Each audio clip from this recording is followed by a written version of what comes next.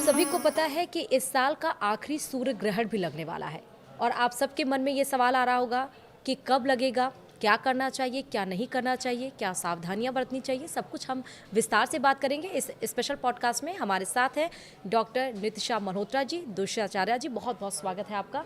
और सबसे पहले सवाल मेरा यही है कि कब लगेगा ये सूर्य ग्रहण, साल का जो आखिरी है, और क्यों लगता है सूर्य ग्रहण? जी, थैंक यू श्रुति जी और न्यूज़ 18 के सभी दर्शकों को राधे राधे, जय माँ पीताम्बरा। क्वेश्चन बहुत अच्छा है, क्यों लगता है और इस साल कब है। पहली बात तो ये साल का आखिरी ग्रहण है जी। तो हमें खुश हो जाना चाहिए कि इसके बाद कोई इस साल तो ग्रहण नहीं पड़ने वाला। और ये पड़ रहा है 21 सितंबर यानी सर्वपित्र अमावस के दिन। दूसरा क्यों लगता है, जब भी हमारी कुंडली में सूर्य राहु एक साथ हो जाए, क्योंकि राहु किसी भी चीज़ का ग्रास कर लेता है और सूर्य हमारी आत्मा है।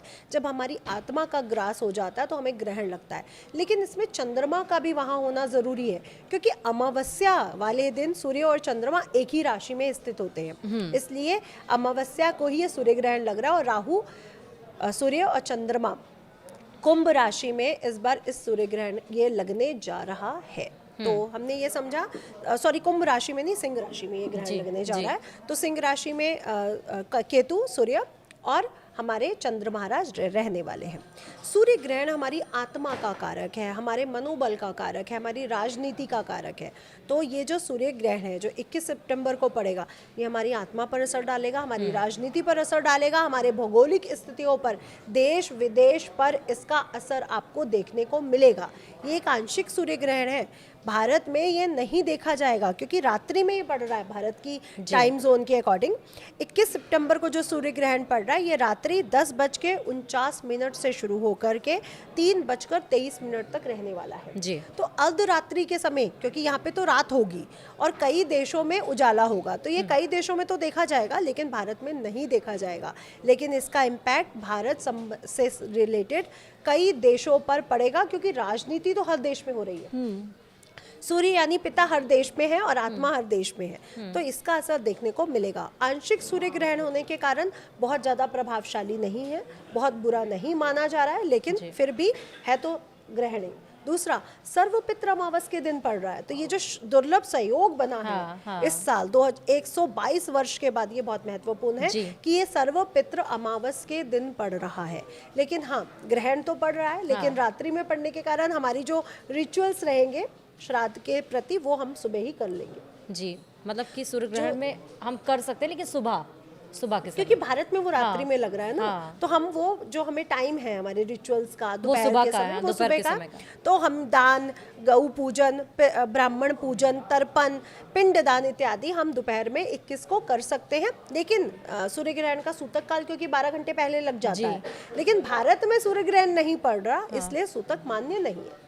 मतलब ये आंशिक सूर्य ग्रहण है, तो इसलिए सूतक उसका मान्य नहीं होगा, क्योंकि भारत में पड़ नहीं रहा, रात्रि में आ गया। अगर वो दिन में आता तो हमें सूतक काल मान्य होता। अब रात्रि में पड़ा है तो भारत में नहीं लग रहा है, तो सूतक काल भी मान्य नहीं है। तो हम पितरों का जो तर्पण है, पिंडदान है, जो पूजन है, वो कर सकते हैं, हमें किसी भी सूतक को देखने की जरूरत नहीं पड़ेगी। ठीक है, तो अभी आपने ये समझा कि क्या असर होगा। अब आपको हम ये भी बताना चाहेंगे ज्योतिषाचार्य जी के माध्यम से कि सूर्य ग्रहण में आपको क्या करना चाहिए और आप को क्या नहीं करना चाहिए। जी, तो ग्रहण पड़ रहा है तो ये तो ध्यान रखना ही चाहिए कि जो गर्भवती स्त्रियां हैं वो घर से बाहर ना निकले, सीधी लेटी रहें या सीधी बैठ जाएं, टांग के ऊपर टांग ना चढ़ाएं, कैंची का, चाकू का, तलवार का, ये सुई धागे का जो चीज़ें काटने वाली हैं या जो चीज़ें जोड़ने वाली हैं, कुंडी लगाना या खोलना, इन सब चीज़ों का प्रयोग ना करें। माचिस का प्रयोग नहीं कर सकती हैं, चिमटे का प्रयोग नहीं कर सकती, ये तो उनके सास या उनकी माता जी के द्वारा उनको बताया जाता है।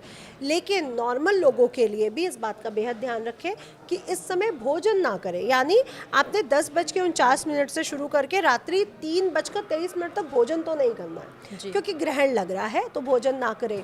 इस समय नाखून काटना, बालों को काटना ज़रूरी अच्छा नहीं माना जाता है, वस्त्र बदलना अच्छा नहीं माना जाता है। तो चूँकि भारत में नहीं लग रहा तो भारत में इसको नहीं किया जाएगा क्योंकि रात्रि का समय है। लेकिन जो बच्चे लेट नाइट खाना खाते हैं, जो लोगों की नाइट शिफ्ट रहती है, वो रात को लेट नाइट जागते हैं, वो कृपया इस समय चाय कॉफ़ी या भोजन को ना लें तो अच्छा रहेगा। इससे पहले या इससे बाद में आप ले सकते हैं। और अगर लेनी भी पड़ती है, किसी कोई छोटा बच्चा है जहाँ पे शिशु पैदा हुए, जी। तो वहाँ पे दूध में या जो भी आपके खाद्य पदार्थ है तुलसी या कुशा डाल के ज़रूर रखें। ग्रहण में कुशा या तुलसी का विशेष महत्व है, क्योंकि जो बैक्टीरियाज है, जो निगेटिव एनर्जी है ग्रहण से जो उत्पन्न हो रही है, वो तुलसी या कुशा ही ऐसी दो वस्तुएं हैं जो उनको बचा लेती है, खाद्य पदार्थों को निगेटिव होने से बचा सकती है, एंटीबैक्टीरियल होते हैं जी। वो, इसलिए तो scientifically। तुलसी और कुशा को उस भोजन में डाल सकते हैं, तो उसका प्रयोग किया जा सकता है। दूसरा, इस समय सोना नहीं चाहिए, मंत्रों का जाप होना चाहिए ताकि उस ग्रह को ऊर्जा मिले। तो ओम नमो भगवते वासुदेवाय का आप जाप कर सकते हैं, जिससे सूर्य ग्रह को ऊर्जा मिलेगी। और अगर सूर्य ग्रह को ऊर्जा मिलती है तो इससे आपका मनोबल स्ट्रांग होगा, आपकी बॉस से, पिता से जो विवाद चल रहे हैं वो दूर होंगे, आपके जीवन में जो पॉलिटिक्स चलती है, झंझट चलते हैं, संतान नहीं उत्पन्न हो रही है, प्रमोशंस नहीं मिल रहा है, वो भी दूर होती है। ठीक है, तो आपको क्या करना चाहिए, क्या नहीं करना चाहिए, क्या सावधानियां बरतनी चाहिए, वो आपने समझा। इसका मैं एक चीज़ और जोड़ना चाहूँगी, देश काल परिस्थितियों पे इसका असर पड़ेगा। अच्छा। यानी राजनीति में बहुत बड़े बड़े प्रॉब्लम्स देखने को मिलेंगे, राजनेता बीमार होंगे या उनके स्कैंडल्स बाहर आएंगे या उन पे कोई अपमान का कोई वो लगेगा। अच्छा। बहुत से राजनेता हो सकते हैं अपना पद त्याग दे या अपनी पार्टी को छोड़ के दूसरी पार्टी ज्वाइन कर ले, और इसका प्रभाव जनता पर भी पड़ेगा, क्योंकि कुछ दिन पहले चंद्र ग्रहण है। हाँ। तो जनता विरोध में सड़कों पर उतर सकती है। कोई ऐसा कोई कांड हो जाए, जैसे अपहरण कांड है या बलात्कार का कोई कांड है, जिसको लेकर के जनता बिल्कुल सड़क पे आ जाए, हाँ। या कानून चेंज करवाने पे आ जाए, तो ऐसे कांड भी हो सकते हैं। अब आप देखिए, कितने सालों बाद एक ऐसा कांड हुआ कि स्त्री को जला दिया गया। हम पहले सुनते थे कि दहेज के लिए स्त्रियों को जला दिया, अब 2025 में तो सुनने को भी नहीं अच्छा लग रहा कि हमने ये सुना है अभी नियर बाय। तो ऐसे कांड है, चाहे वो आदमी के साथ हो, चाहे वो स्त्रियों के साथ हो या बच्चों के साथ हो, ये होने के चांसेस बन रहे हैं। ठीक, मतलब पॉलिटिकली इसका बहुत ज़्यादा इफेक्ट पड़ने वाला बहुत है। ज़्यादा इफेक्ट पड़ने वाला है, जिसमें जनता भी आक्रोश में रहेगी। और राजनेताओं के लिए तो ये समय बिल्कुल भी अच्छा नहीं है, सिर्फ भारत के लिए नहीं, मैं सब जगह बात कर रही हूँ। और सबसे ज़्यादा इसका बिहार चुनाव पर हम असर देखेंगे कि बिहार में आप देखेंगे कि बहुत बड़ी बड़ी न्यूज़ आ रहे हैं, कभी ये हो गया, कभी वो हो गया, मतलब एकता कपूर का सीरियल बन जाएगा बिहार इलेक्शन कि कब कौन जिंदा हो रहा है और कब कौन मर रहा है, हमें समझ ही नहीं आ रहा कब क्या हो रहा है। तो ये इम्पैक्ट हमें देखने को मिलेगा। ठीक बात है। चलिए, अब हम ये जान लेते हैं कि कुंडली में ग्रहण दोष यानी सूर्य ग्रहण दोष क्या है। जी। तो फिर से मैं बोलूँगी, ये मिथ्य है कि आपका सूर्य शनि के साथ है या राहु के साथ है तो आपको पितृदोष और ग्रहण दोष है। ग्रहण दोष बनता कैसे है? सूर्य जब भी राहु के साथ होगा तो ग्रहण दोष का निर्माण तो होगा, लेकिन पूरी तरह से नहीं, क्योंकि ग्रहण दोष के लिए, सूर्य ग्रहण के लिए ज़रूरी क्या है?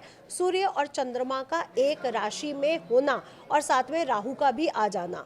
तो आपकी कुंडली में जब भी सूर्य राहु एक साथ हो और साथ में चंद्रमा भी हो, अमावस का जन्म हो, तभी आपको सूर्य ग्रहण का दोष माना जाएगा। अन्यथा ये सूर्य ग्रहण दोष नहीं है अगर आपकी कुंडली में सूर्य राहु इकट्ठा हो जाते हैं। लेकिन हाँ, सूर्य राहु इकट्ठा होने पर भी यही उपाय रहेगा कि आपको पितृ तर्पण, जल का तर्पण, पिंड दान, ब्राह्मण भोज, गौ भोजन, कौवे का भोजन, चींटियों का भोजन, पताल निवासियों का भोजन और कुत्ते का भोजन अनिवार्य रहेगा, जो हर साल आप पूरे साल की अमावस पे भी आप कराएंगे और पितृपक्ष के जो 15 दिन रहेंगे सर्व पितृ अमावस्या तक ये आपको कराना पड़ेगा। लेकिन अगर आपकी कुंडली में ग्रहण दोष है तो आपको एक काम और करना चाहिए।